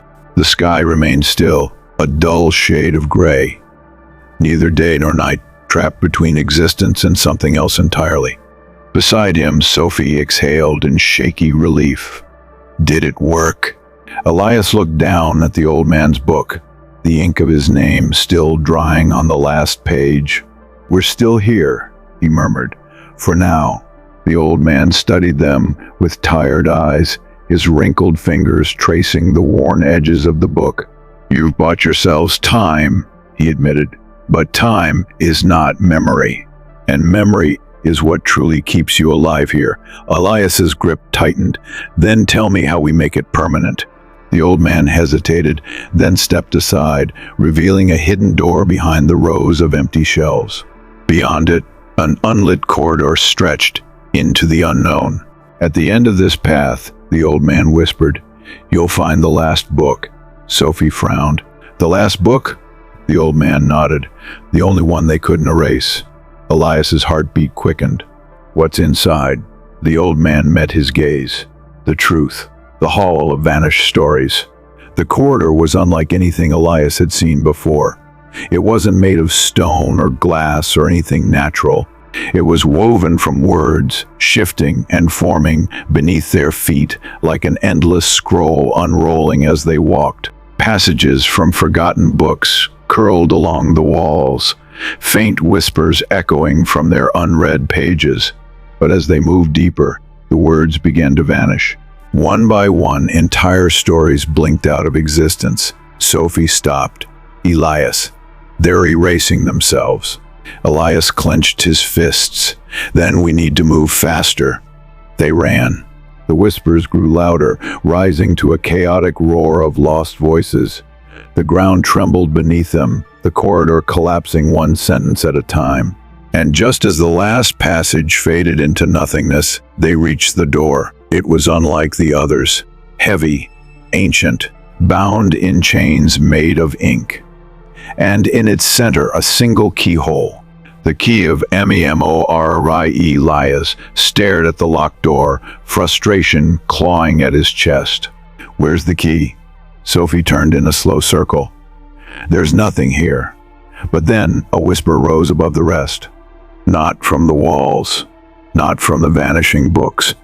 From inside Elias, his breath caught as an impossible thought settled into his mind. He reached for the old man's book, flipping to the last page where he had written his name. The ink had shifted. A symbol had appeared beside his name. Not a word, a key. His fingers trembled as he pressed his hand to the page, and the ink bled into his skin. The pain was instant searing, like something rewriting itself beneath his bones. He gritted his teeth, his vision blurring, but when he looked down at his palm, the key was there, carved into his flesh like a memory that could never be erased. The last book, the door shuddered open. Beyond it, the room was dark, silent, and at its center, a single book sat upon a pedestal. It was not bound in leather. It was not made of paper. It was alive. The cover shifted like rippling water, its surface reflecting countless stories, countless lives, all written, erased, and rewritten again. Elias stepped forward, drawn toward it like a moth to a flame. Sophie's voice was urgent. "Elias, wait." But it was too late. His fingers touched the book, and reality fractured. The truth that was erased, Elias wasn't in the room anymore. He stood in an endless void where bookshelves stretched infinitely into the darkness, towering and silent.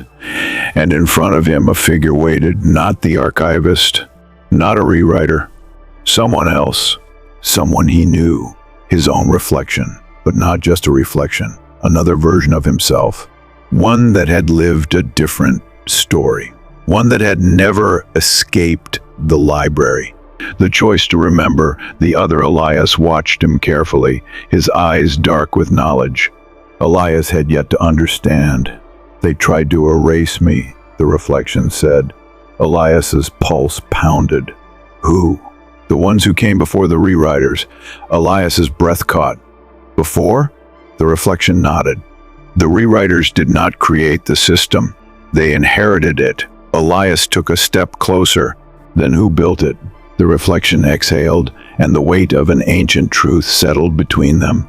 "The ones who wrote the first book." Elias's fingers tightened around the living tome in his hands. "You mean the first librarians," the reflection said. "The ones who decided what stories deserved to be told." A sharp, sinking feeling coiled in Elias's chest. "And the ones that didn't?" The reflection met his gaze. "They were erased. The book that should not exist." Elias's heart pounded.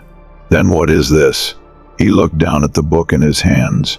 The only book that had never been erased. His reflection's voice was barely a whisper. The original story. Sophie's voice shattered the silence. "Elias." The room. Elias turned sharply. The library was collapsing, shelves crumbling into ink, pages burning without fire. The entire structure of the forgotten world was unraveling. And in the center of it all, the book in his hands glowed. Sophie grabbed his wrist. "We have to go." Elias clenched his jaw. He knew, but deep inside, he also knew one thing more. The book was meant to be read. He opened it, and the world turned to white. The Last Library, Episode 18. Elias does not exist, the book that should not be opened. Elias. Carter's fingers trembled as he turned the first page. The world around him had dissolved into an abyss of white, neither light nor darkness, but something in between. Sophie's voice was a distant echo behind him, but he barely heard her, because the words on the page were his own, written in ink that shimmered like liquid memory. The first line carved itself into his mind, a truth so sharp it nearly cut him apart. Elias Carter does not exist. His breath caught. The words bled, shifting, rearranging themselves like something alive, like they were waiting for him to understand. And then the book pulled him in. The world that never was Elias was no longer standing. He was falling through histories that never happened, through stories that had been erased, through a reality that had tried to forget him. And then, just as suddenly, he was standing in a library, not the last library, not the nameless city, but something else, a place older than time, a library that should have never existed. Shelves stretched endlessly in all directions, curving and bending in ways that defied space. The air hummed with words, whispers pressing against his skin like forgotten secrets desperate to be spoken. And at the very center of it all, a desk, with a single bound manuscript resting upon it. It was his book, and someone was waiting for him, the keeper of unwritten stories. The figure seated at the desk was neither young nor old, neither man nor woman, neither real nor unreal. Their face shifted like ink being spread too thin, their form flickering between identities. But their eyes held the weight of every story that had ever been told. Elias stepped forward cautiously. "Who are you?" The figure's lips curled into something that could have been a smile or a frown. "I am the keeper of unwritten stories," Elias swallowed. "And this place?" The keeper gestured around them. "This is the origin, the first library, the place where all stories begin." Elias's pulse pounded. "Then why does my book say I don't exist?" The keeper tilted their head. "Because you don't." The erased Elias took a shaky breath. "That's not possible." The keeper tapped the manuscript in front of them. "And yet, here you are, standing inside a story that should have never been written." Sophie's voice broke through the thick silence. "That doesn't make sense. He's real. I remember him." The keeper's gaze shifted to her. "Then tell me, Sophie, when did you first meet Elias?" She opened her mouth and froze. Elias turned to her. "Sophie?" She frowned, blinking rapidly, like something was missing. I remember the library. I remember us running. I remember." She hesitated. "But I don't remember before that."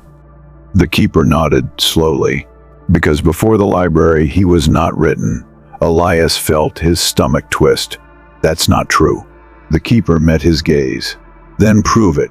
The missing chapter. Elias turned back to the book, flipping through its pages. Each moment, he remembered escaping the rewriters, discovering the erased city, finding the last book was there. But before that, nothing. Not childhood, not a home, not a past. Just blank pages where his life should have been. His hands trembled. No, this isn't right. The keeper's voice was quiet. It is the truth. Elias clenched his fists. Then who wrote me? The keeper gestured to the book in his hands. That is the final question, isn't it? Elias felt something shift inside him. A memory that wasn't his own. A voice, distant, familiar. If you write yourself in, maybe you won't vanish. The author of Elias Carter's Sophie was shaking her head. No, this isn't. He's real. I know he is. The keeper sighed. He is now, because someone wrote him into existence. Elias's breath was shallow. Who? The keeper studied him for a long moment. Then they lifted a single hand and pointed at him. Elias's body went cold. Sophie whispered, Elias? The keeper's voice was barely audible. You wrote yourself. Elias staggered back. No. You were never part of the original story, the keeper continued. You were never meant to be here. But somewhere along the way, you decided to exist. Elias's vision blurred. He remembered the old man's warning in the erased city. Write your name, and maybe, just maybe, you won't vanish. And he had. He had written himself into the world, and now he was trapped inside his own story. The final page. The library shuddered. The air rippled. The keepers slowly rose from their chair. You are at a crossroads, Elias Carter. Elias's breath was unsteady. What do you mean? The keeper gestured to the book in his hands. This is the last book. Your book. The pages began to fill, words spilling across them, forming the final chapter. If you turn the last page, the keeper said, your story will end. Elias's grip on the book tightened. And if I don't? The keeper's voice was barely above a whisper. Then the story will never stop rewriting itself. Elias felt the weight of the choice settling into his bones. If he finished the book, would he disappear? If he didn't, would he be trapped here forever? The pages turned on their own, pulling him forward. And then he saw the last line. It was waiting, unwritten. Sophie grabbed his hand. Elias, whatever you choose to be real. Elias took a deep breath, and he picked up the pen. The Last Library, Episode 19. The Only Way Out, the final chapter. Elias Carter stared at the unwritten line on the last page of his book. Everything he had learned, every memory, every truth, every deception had led him here, to this moment, to this choice. The ink in his hand felt heavier than reality itself. Sophie stood beside him, her breath shallow. Elias, whatever you do, don't let them decide your ending. The keeper of unwritten stories watched in silence, waiting, their ever-shifting form flickering between identities. It is not a matter of letting them, Elias Carter. It is a matter of whether the story will continue to rewrite itself, or finally find its conclusion. Elias swallowed hard. And what happens if I don't write the last line? The keeper tilted their head.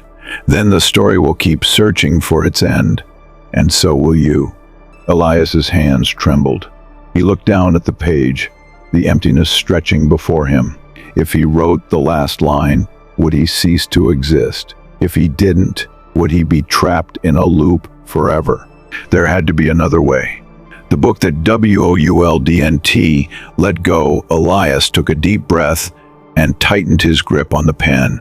The book reacted instantly. Ink crawled across its pages like vines, reaching for him, urging him to finish the sentence. The weight of unwritten history pressed against his chest, threatening to crush him under its significance. Sophie grabbed his wrist. Elias, stop. His breath hitched. I have to finish it. No, she snapped. You have to find another way. The keeper of unwritten stories stepped forward. Another way? Their voice was both amused and intrigued. "There is no other way. There is only the story, and the story must end." Elias shook his head. "No, that's not true." The keeper's gaze darkened. "You do not understand.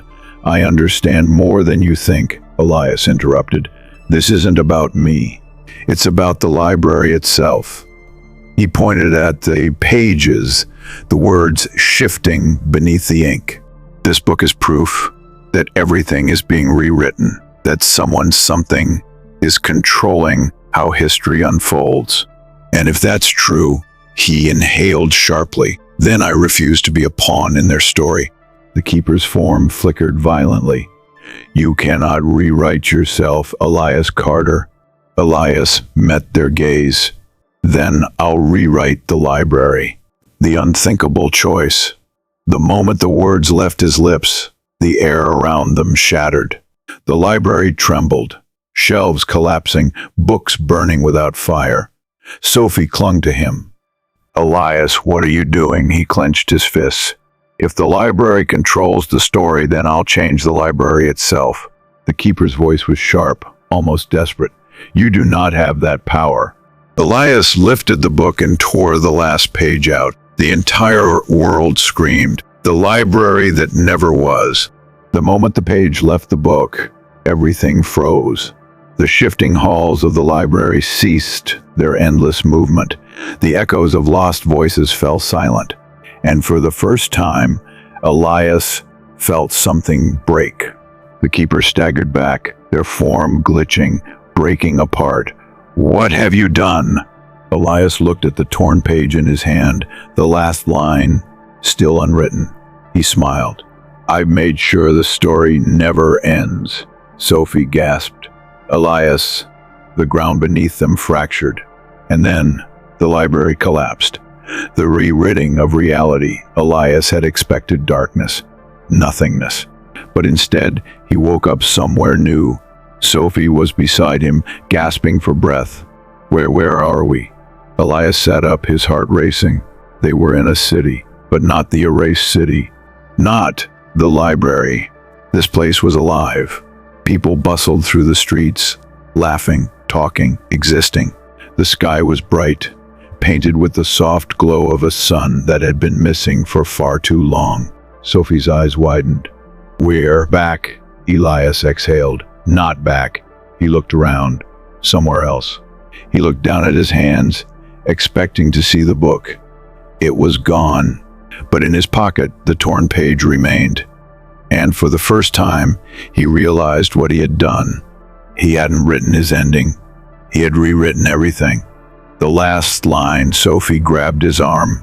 "Elias, what does this mean?" He turned to her, the realization settling in his chest like a steady pulse. The library controlled everything, but by tearing out the last page, his fingers traced the blank parchment. "I've made sure that no one controls it anymore." Sophie's lips parted. "Then, we're free?" Elias looked at her, really looked at her. For the first time, there was no library, no rewriters, no keeper, just them. He took a deep breath and smiled. "Yes," Sophie grinned back. "Then what happens now?" Elias looked down at the torn page one last time. It was still blank, still unwritten. And for the first time, that was exactly how he wanted it to be. The Last Library, episode 20, writing his own story. The page that remained Elias Carter stood at the edge of a world that had never existed before. The library was gone. The rewriters were gone. The past had been erased, the future unwritten, and now, for the first time in his existence, he was free. Yet in his hands, he still held the last blank page, a fragment of the old reality, a piece of something that should have vanished along with the rest of the library. Sophie stepped beside him, her voice barely a whisper. "So what now?" Elias didn't answer, because for the first time, he didn't know. A world without a narrator, the city they found themselves in, was alive, filled with people, with movement, with color. It was a place that should have never existed, yet somehow here it was, a world free from control, a world where stories were no longer dictated by unseen forces. And yet, Elias couldn't shake the feeling that something was still unfinished. He turned the last page over in his hands, staring at the emptiness where a final sentence should have been. The keeper of unwritten stories had warned him, "If you do not finish the story, it will never end." But that wasn't what he had done. He had broken the story, and now the consequences were catching up. The fractured reality. It started with the sky. A single crack thin, barely visible, running across the clouds like a tear in fabric. Then the streets flickered, as though reality itself was struggling to stay intact. Sophie grabbed his arm. "Elias, something's wrong." He could feel it. The world was unstable. The library had been erased, but something was missing, a force that held reality together. And then, as if in response to that thought, the voices returned. Not whispers, not memories, but something else. Something reaching for him from the other side. The voices of the UNWRITT. Elias turned sharply. The city around them was no longer stable. Buildings shifted, flickering between architectural styles, as if different versions of history were colliding. And then the voices spoke. "Elias Carter, you do not belong. You are unfinished." The words vibrated through the air, distorting everything around him. Sophie's fingers dug into his wrist. "Elias, who's saying that?" He swallowed hard. "I think it's the story itself." The moment he said it, the world cracked further. The last decision, the truth, was painfully clear now. By tearing out the last page, Elias had removed the conclusion, but the story still needed one. And if he didn't provide it, the world would continue unraveling. He looked at Sophie. "I have to finish it." Her eyes widened. "What? No. Elias, we're free. You don't have to do this." The cracks deepened. The streets trembled beneath them. The air rippled with something ancient, something unfinished. Elias exhaled. "If I don't, everything will collapse." Sophie shook her head, eyes shining with desperation. "Then, write something else. Write a new ending, one where you get to stay." Elias smiled softly. "That's not how stories work." And then he lifted the pen and wrote the final sentence. The moment the pen touched the paper, the world stilled. The cracks froze in place. The shifting buildings solidified. The voices fell silent. And then, slowly, Elias wrote the last line. Elias Carter was never meant to exist, but he chose to anyway. The ink settled into the page, and the world accepted it. A new beginning, Elias exhaled as his book sealed itself shut. The tremors ceased. The city stood firm. Everything was as it should be. Sophie stared at him, her chest rising and falling rapidly. "Elias," he looked at her, feeling the weight of reality settling into place. "I wrote myself in," he said softly. "Not as something that was forced into existence, but as something that belongs here." Sophie's expression softened. "And it worked?" Elias smiled. "It worked. For the first time, he was real. Not because the library had written him, not because the rewriters had dictated it, but because he had chosen to be. The story never ends." Sophie let out a breath of laughter, shaking her head. "You scared me for a second." Elias chuckled. "Me too." She looked up at the sky, the same sky that had once been cracking apart, now whole. "So, what now?" Elias looked down at the book in his hands. It was closed, finished. But it was no longer the last book, because now the world had millions of stories left to tell. He smiled at Sophie, for the first time not afraid of what came next. "Now," he tucked the book under his arm, "we start a new chapter, the end, and the beginning."